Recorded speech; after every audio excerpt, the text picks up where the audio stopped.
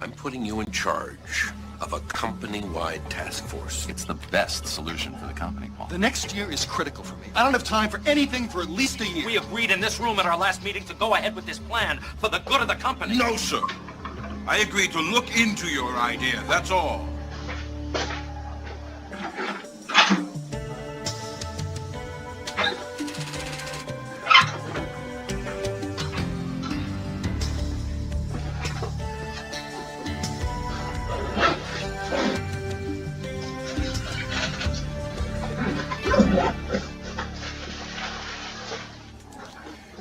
What comes to mind when you hear the term negotiation?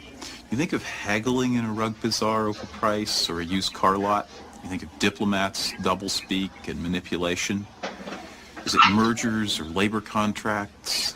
Is it a failure of authority, unprincipled compromise, a signal of weakness? Is it a win-win proposition where everybody's happy? These are stereotypes, and there's some truth in them, but they're way off base when it comes to the ongoing internal process of negotiating corporate change. Negotiation recognizes that people who work together depend on each other, that they'll have different interests and perceptions, that these must be a point of departure in solving joint problems in a way that works individually and advances the interests of the corporation as a whole.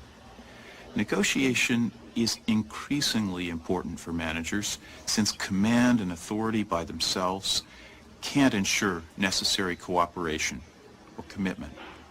Pace of change is picking up. That means yesterday's arrangements and today's arrangements will have to be revisited. This kind of flexibility requires negotiation. And there's an increasing risk of misunderstanding and costly conflict with a diverse workforce, globalization, cross-cultural encounters, cross-functional teams, and so forth. Negotiation's always been a special skill for managers, handling disputes, making deals. But for those who confront the need for change, negotiation is increasingly a way of life. In the drama that's going to unfold, you'll see some people who understand this new world, and others who are trying to figure it out.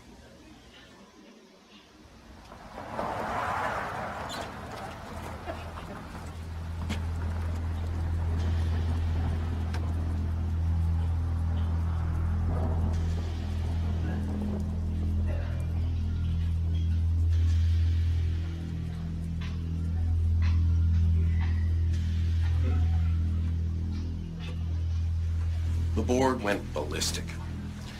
They want me to get the stock price up, earnings back on track, immediately. Yeah, of course. No, it was quite a shock. I need to cut costs 10%. 10%? By next quarter. I need information that's not a tangled up mess.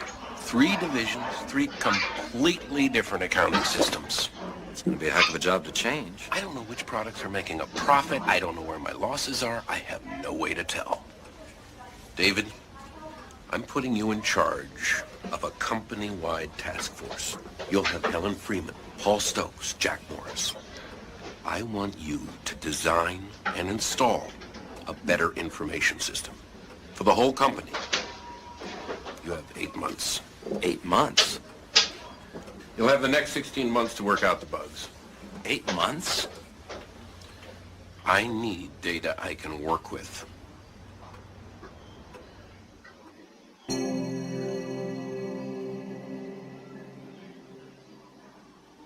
The consultant recommends tying workstations into servers at each one of the profit centers. Who's the consultant? Linehan Associates. They helped us on the design of small appliances system. They're the best in the business. I see. Okay. Now, each division customizes software to suit its own needs, but we send all financial data into the central server. Uh-huh. And that means over the next 7 months, Paul, we phase out your IBM 3090s. Yeah, I can see that. Gotta face it, Paul. Big iron's on the way out. The whole company migrates to open system architecture. It's so much more elegant. Sorry, people, couldn't get away. Another new products meeting. Morning. Jack, got my memo? Sure did. Great. Then you're up to speed. Actually, you're here in time to hear about the most exciting function, the EIS. Helen? It has what they call a drill-down feature. You can look at any line on each division's P&L and drill down to finer and finer levels of detail. You can? Find out anything you want from any division report, just like that. It's totally state-of-the-art. It's going to take a lot of work to set it up right. Who's going to be in charge of figuring out what the system's going to do and how it's going to do it? Assuming this is the system. Oh, of course. I've asked Helen to take charge of the overall analysis and design task force. Helen, You mean the whole thing? Yeah, that's what you did for small appliances. This one's going to be very similar. With all due respect to Helen, don't you think health and beauty should run the analysis and design? I mean, given our position. Well, we're going to need everybody's participation in this, Paul. David, we need to cut costs, not add to them. The savings from this system will offset its costs in just a few months. It's the best solution for the company, Paul. Well, I already have people working overtime on special studies. They'll figure out where I need to cut costs. This system's going to be so much faster. You'll save work hours and machine time, believe me. Well, you make it sound pretty darn good. All I ask is that you get somebody from your shop working with the consultant. Fair enough. I'll get someone on it right away. That's great. How about you, Jack? How's it sound? No, it sounds terrific. Better data, faster data, what's not to like? My only question is, do you really want to tie down the fastest growing division in the company with a shift to some untried new system? It's not untried. No, we've proven it in small appliances. It works. I mean, is it even a good fit for the food division? I'm marketing driven. The system we brought with us, it's still doing the job. As well as it could? No, as I say, there are a lot of positives to the new system, no question, but we're awfully busy. We are up to our eyeballs with new product launches. You've got to make the time for this, Jack. Look, we're going to set up a half a dozen workstations to demo the system. Why don't you rotate some of your people through there? They'll see what it can do. Okay. Sure. Let's give it a shot. Glad to hear it.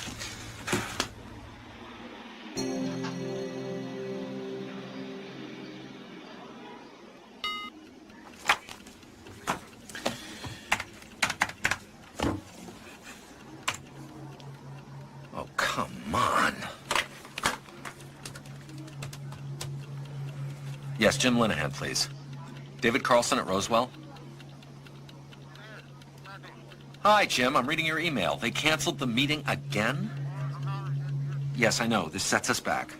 Yeah, look, Jim, let me call you later this afternoon. Okay, bye.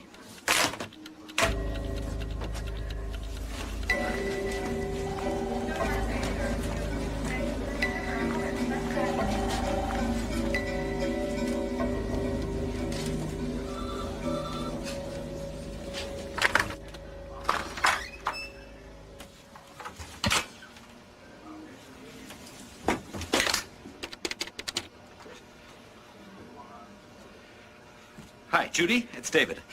Look, I'm up in the demo room. These things are still in boxes. They're just sitting here. Now, you want to tell me what's going on?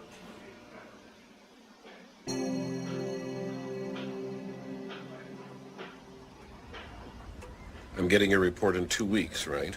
Well, actually, that's what I wanted to talk to you about. Can I shift it back a week? Another week. It's just that we've run into some unexpected problems. It's nothing I can't handle. I'm not moving the schedule. Oh, okay. David, I will not have the board asking me any more questions I can't answer. No, Richard. I want this thing moving. Do I make myself clear? Yeah.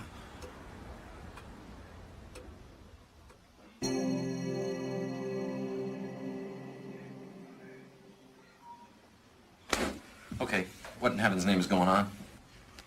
I just don't have the manpower. My people are still tied up doing special studies, trying to nail down my cost.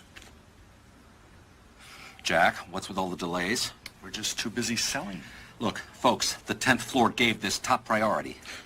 The 10th floor needs to cut costs, not underwrite a technological boondoggle. What are you talking about? This cockamamie thing's got more bells and whistles than a toy train. Executive information system. You'll drown the 10th floor in irrelevant details. No, we won't. DIS is a terrific management tool. Our competition will have it any day now, so we need... All the overhead for new hardware and retraining. It's going to be my division takes the biggest hit. Wait a minute, Paul. In small appliances, we cut manufacturing costs 18% the first year we installed it. That's because you had costs to cut. Your costs are in manufacturing, mine are in distribution. I need completely different kinds of information. And you've got to run to MIS for a programmer every time you need to get at that information. God forbid the one guy in your shop who still knows COBOL gets sick, your whole division shuts down. My system has one big advantage. It's paid for. That is such a bean counter way of thinking. The 10th floor needs consistent financials. Take my financial package. Run it on the other two divisions. Paul! You can't be serious. Yes, I am. They make Pythagoras now for micros and minis. Pythagoras. That is the oldest program in existence! Health and Beauty's already running it. We're 2/3 of the company. That's a big savings right there. But it's not going to give Bowers what he needs. Oh, I know. Everyone blames my division for the bad news last quarter. But let me remind all of you that Health and Beauty is still a profit engine around here. There's no need to get defensive. Don't tell me I'm being defensive. I have been listening to you people, and I can't believe it. You are stumbling around in the forest, bumping into trees. Where's your perspective on the goal? The goal is crystal clear, Jack. Design a new information system. Yeah, well, my goal, burned in up here, is growth. Growth fuels everything else. Oh, give me a break. That's why you bought us 2 years ago, and that's what I'm going to deliver. Well, you know who's paying for your growth. Could we please stick to the agenda here? You know, the next year is critical for me. I've got to focus on new product launches. I don't have time for anything for at least a year. Another year? That's impossible. Oh, my friend, you're not off by yourself in the hills of Vermont anymore. You're part of an organization, and you will be held accountable. Guys, look, this is getting us nowhere. Look, I've got a $100,000 consulting contract out there. I got a room full of workstations gathering dust. I got Bowers who wants a report in 2 weeks, all because we agreed in this room at our last meeting to go ahead with this plan for the good of the company. No, sir. I agreed to look into your idea, that's all. Excuse me. It's not the way I see it. I'm sorry.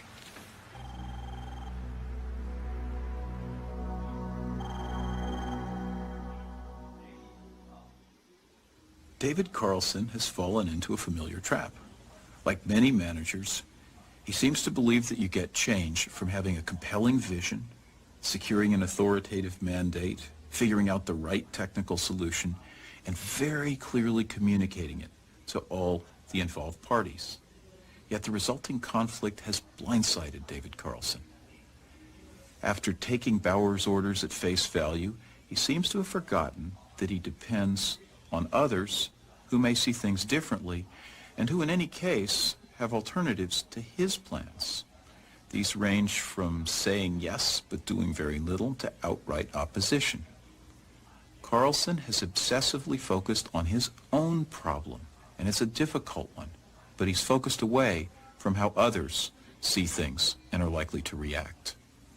People change when they see it in their individual and shared interests to do so, when change looks better than the alternatives.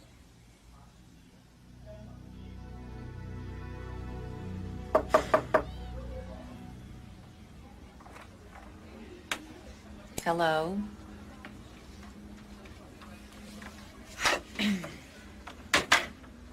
How you doing? Oh, I'm terrific. Thanks for asking. I thought you lost the power of speech in there. Yeah, it got kind of nasty. I'm sorry. Huh, sudden rush of support. How very nice. It's a little late, though, isn't it, Helen? Look, David, it's kind of hard to support someone who hands you a closed deal. Closed deal? What are you talking about? I got everybody's input in there. You call that input? You'd already made all the decisions. I'm the one who's in charge, Helen. I'm not challenging that, David. But have you ever really considered what Jack and Paul have at stake? Of course I have. Then go on. Tell me. What are you doing? Health and beauty. What do they want? Helen, please, is this really necessary? You were there. Stokes wants everybody to turn the clock back and use his financial package. No, tell me from his point of view.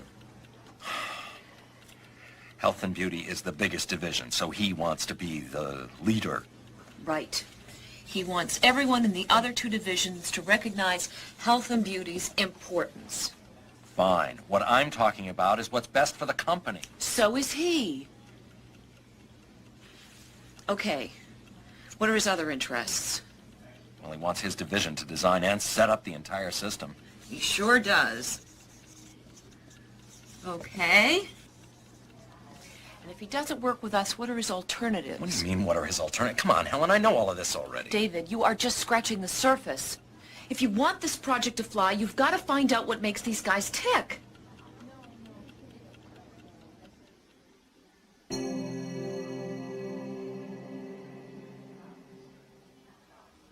I've been wondering about something you said.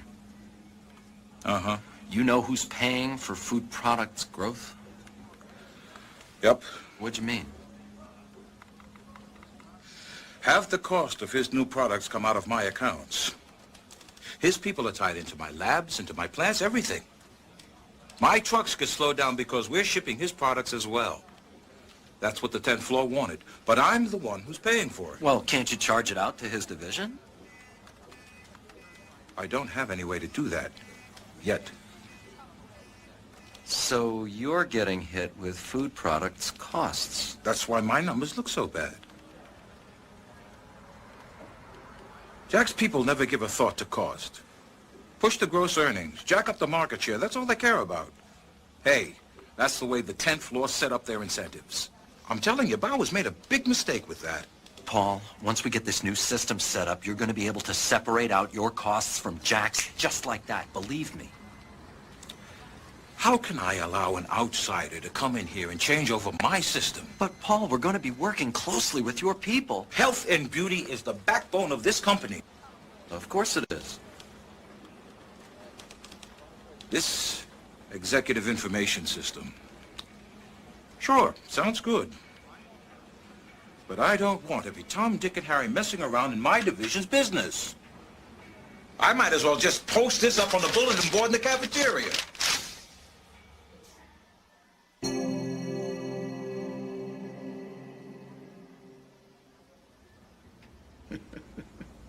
Don't make me laugh.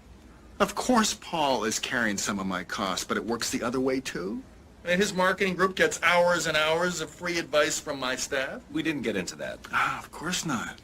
Did he tell you that all his new product ideas use patents that we brought with us from the backwoods of Vermont? Jack, could we stay away from personalities? Personalities?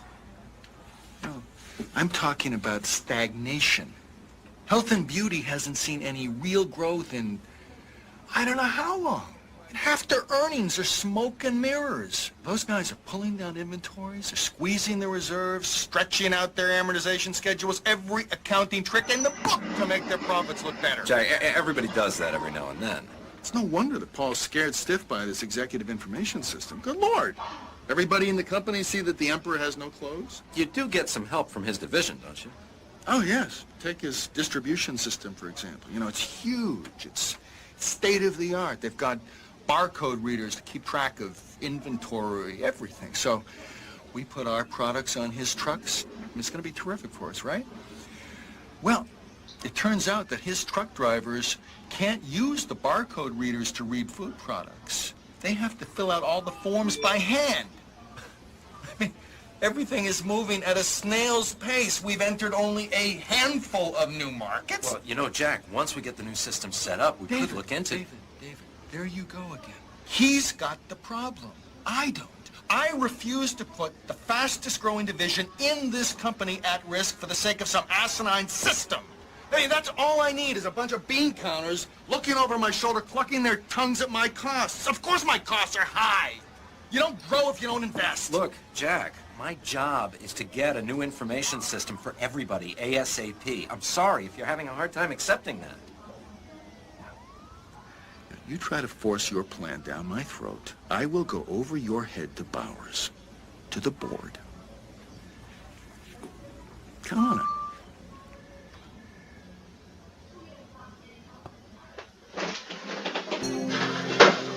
The guy is just a loose cannon, Richard. His gross sales went up 42% last quarter. Fine, but if his division doesn't buy in, we don't get an integrated system. With the guy putting up those kinds of numbers, my hands are tied. Okay, great. Then we can forget about any executive information system, and the whole infrastructure remains some hodgepodge. Did you understand me? I need better information to control costs. Richard, we have an opportunity here to turn IT into a major competitive advantage. Figure out a way to work with Jack and do it fast. find someone who can.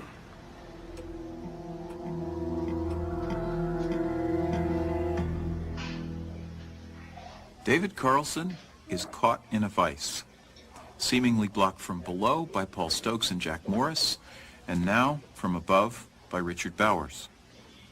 On the plus side, he's moved beyond open conflict and hardened positions and understands much more about the deeper interests of Paul Stokes and Jack Morris. He has better raw material from which to fashion some kind of solution. His goal is a coalition of the key parties behind his proposed system. He has Helen Freeman on board, but he has to figure out how to handle the blockers, Paul Stokes and Jack Morris. What kind of proposal might do the trick? By what process? Should it be simultaneous or sequential? If sequential, who should he talk to first? How should Bowers fit into this? David Carlson has his work cut out for him. Okay, let's go over it again from the top. Health and beauty's interests. No executive information system. No one second-guessing his accounting folks. Right. Separate out foods costs from health and beauty's, get costs under control. Mm-hmm. Have everybody using health and beauty's financial package. Well, see, I don't think that's a real issue. He never mentioned it again. No, it's his thing of everyone recognizing his division's importance. Yeah. Okay, right. All right, his alternatives if he doesn't get on board with us? He delays the project. That buys his people more time to straighten out the bookkeeping. But he keeps carrying Jack's costs and his profits keep slipping. Right, which means his costs stay high. Okay, foods interests. No integrated system for another year. Stay separate from the other divisions. Sustain their growth. That's the key. Okay, so what do we do? You know, Jack's alternatives don't look so good. How do you figure? When we get health and beauty to take the new system, they separate out food's costs. Food's bottom line looks awful. Yeah. Then the 10th floor starts cracking down on food's costs. That could kill Jack's growth and their incentives. Ugh, at this point, I couldn't care less about their incentives. Come on, David. Food's problems are our problems. If they don't get solved, ours don't get solved. Well, look, it's Bauer's call. I mean, he'd have to renegotiate his whole deal with foods. Maybe modify the way he measures their performance. Look for cost control as well as growth. Yeah, maybe. Boy, it'd make me sick to go to Bowers and make a pitch for Jack on that score. Oh, come on. You don't expect me to do that. David, Right. Okay. can we give Jack some room on the timeline? What? Put off integrating his division as long as we can? I can't believe you're suggesting that. Look, if it makes a difference, so long as he buys in. Okay. Yeah. But then how are we going to deal with Paul?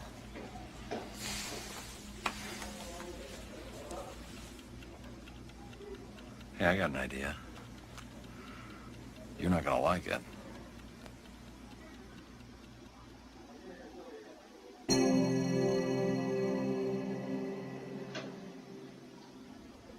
Okay, here it is. We break it down into 2 stages. Stage 1, health and beauty, small appliances convert to the new system right away. Then stage 2, 6 months, maybe a year from now, we bring in the food division. Up to a year. Gives you the chance to finish up your new product launches. Well, something to consider. You have to start working with us on the basic system right now. I'm still not hearing anything different for health and beauty. Your people handle your own functional analysis. You decide what the system's going to do for you. As long as you meet the overall accounting standards for the whole company.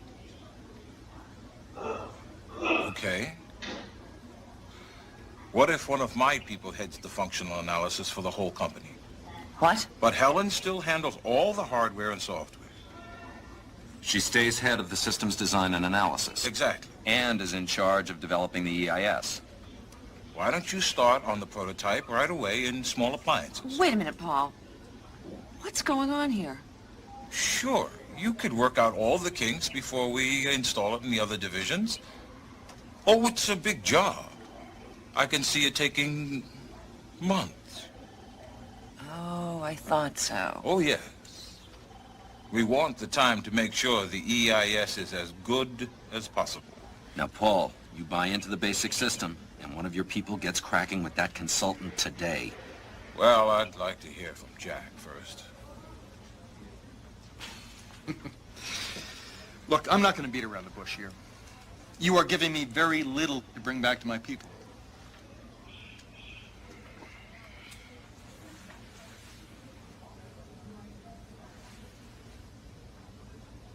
What about the trucks? The trucks? David, can we make this new system tie food products online with my inventory control and distribution? Good question. It would take some doing, but I think we could, yes. Jack, you've been complaining about lack of speed for your products on my distribution system. Now you'll have it. We can use the barcode readers. No more manual entry. And we get to see which costs are really mine and which are yours. Well, there's a lot we could find out, Paul.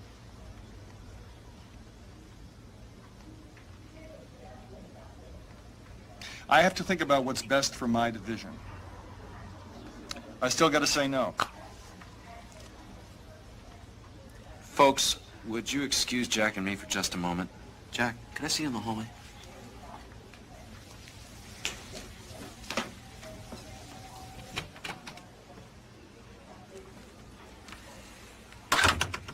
Jack, we're gonna go ahead with this new system.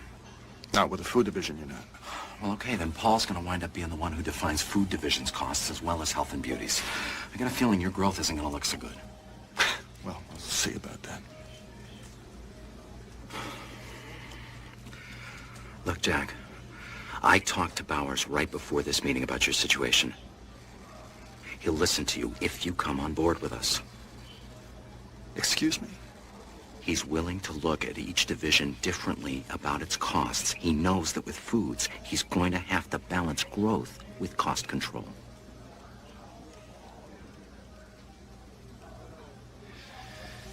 The first quarter, Bowers sees my cost numbers. He's going to forget anything else he ever said to me.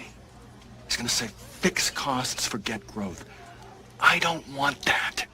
No, but I don't think it's going to happen. Look, I can't promise you anything. You're the one that's going to have to go back and negotiate with him. But I did talk to him. Now, Jack, come on. This new system is too good to pass up. You know it.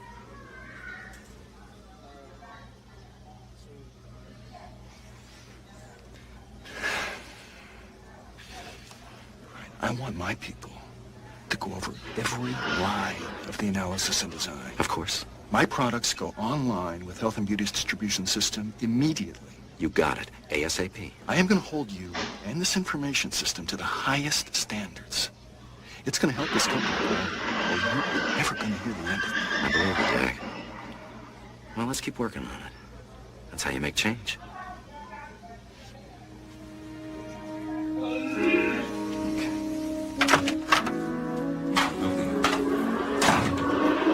Okay, folks, we're moving here. Excellent. Let's get to work.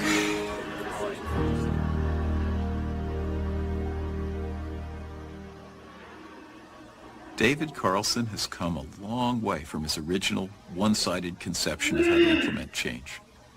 He recognizes the pervasive role of negotiation. He's moved beyond people's seemingly rigid positions to engage a broader and deeper set of their interests. He's crafted a proposal that the group supports and has begun to improve. He's handled the potential blockers from Richard Bowers to Jack Morris and Paul Stokes, and he's begun to cement a coalition behind the new system. In the process, he's even begun to improve working relationships. Serious questions remain. Most of this process took place between Carlson and one person or another. Meaningful group brainstorming and working the problem took place only at the very end. We also have to ask how well they actually solved the joint problem. I need data I can work with. Will Bowers get the information he needs in time? 8 months. Carlson took Bauer's position as an absolute, without probing for his real interests. Internal negotiations differ from more standard varieties. Obviously, working relationships, as well as substance, are almost always involved. And the focus on a particular deal is usually less, since the ongoing process is key. Negotiation can crop up where you least expect it. Be prepared to negotiate on all points of the compass. Where there's interdependence, where interests and perceptions may differ, the ground is ripe for negotiation. We've seen that the right technical answer may not be the best, and the political answer that satisfies the people at the table isn't sufficient. Effective internal negotiation embodies both. And authority plays a role here. Effective use of authority can bolster negotiation, and effective negotiation can enhance authority. When confronting the need for change, map the stakeholders. Assess and continually update your best understanding of the interests behind people's positions. Assess no agreement alternatives, how different sides see the problem. Who are likely to be allies and who may try to block. Think through the negotiation process. What process makes sense? Individually, all together, in some sequence? How can we create value individually and organizationally? How do we cement the core coalition, get past the blockers, and expand it to include the key players? Without effective negotiation, there can be no genuine agreement. And without genuine agreement, sustainable change is impossible.